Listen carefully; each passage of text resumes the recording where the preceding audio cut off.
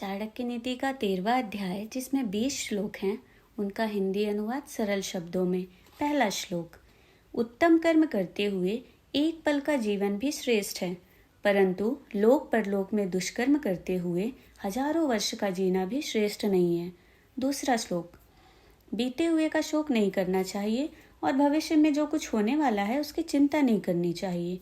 आए हुए समय को देखकर ही विद्वान लोग किसी कार्य में लगते हैं। तीसरा श्लोक।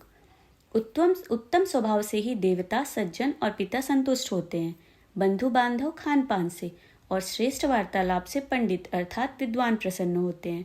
मनुष्य को अपने मृदुल स्वभाव को बनाए रखना चाहिए। चौथा श्लोक। आश्चर्य है कि बड़ों के स्वभाव विचित्र होते हैं।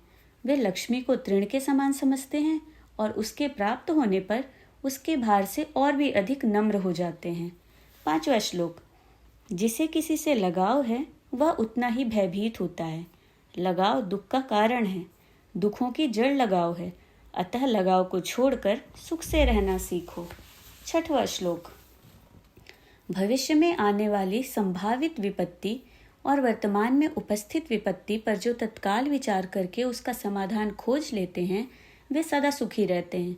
इसके अलावा जो ऐसा सोचते रहते हैं कि यह होगा वैसा होगा तथा जो होगा देखा जाएगा और कुछ उपाय नहीं करते, वे शीघ्र ही नष्ट हो जाते हैं।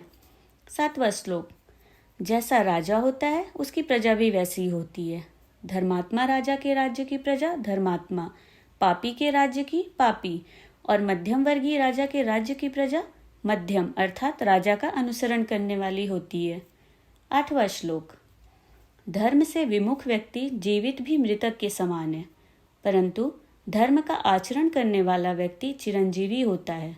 नौवां श्लोक। धर्म, धन, काम, मोक्ष, इनमें से जिसने एक को भी नहीं पाया उसका जीवन व्यर्थ है। 10वां श्लोक। नीच मनुष्य दूसरों की यशस्वी अग्नि की तेजी से जलते हैं और उस स्थान पर न पहुंचने के कारण उनकी निंदा करते हैं। 11वां श्लोक।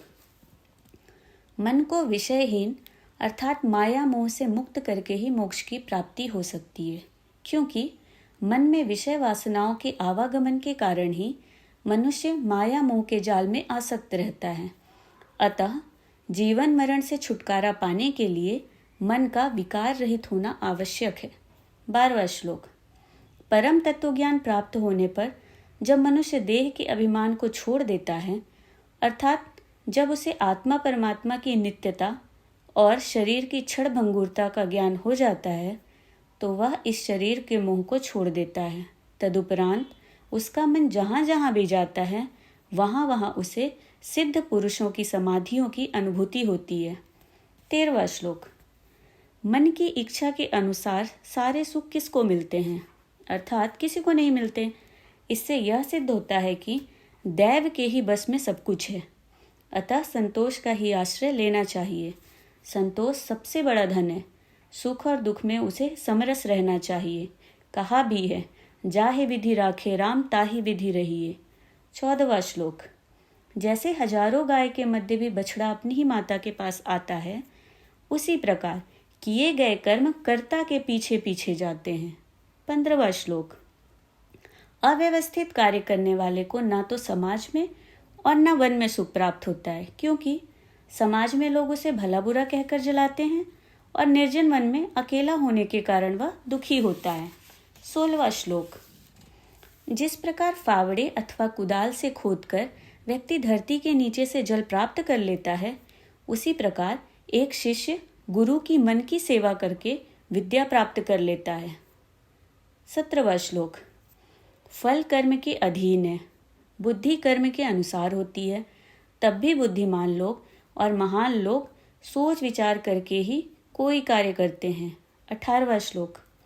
अपनी स्त्री, भोजन और धन, इन तीनों में संतोष करना चाहिए और विद्या पढ़ने, जप करने और दान देने, इन तीनों में संतोष नहीं करना चाहिए। 19वां श्लोक। जिस गुरु ने एक भी अक्षर पढ़ाया हो, उस गुरु को जो प्रणाम नहीं करता अर्थात उसका सम्मान नहीं करता, ऐसा व्यक्ति कुत्ते की सैकड़ों योनियों को भुगतने के उपरांत चांडाल योनि में जन्म लेते हैं। 20वां श्लोक।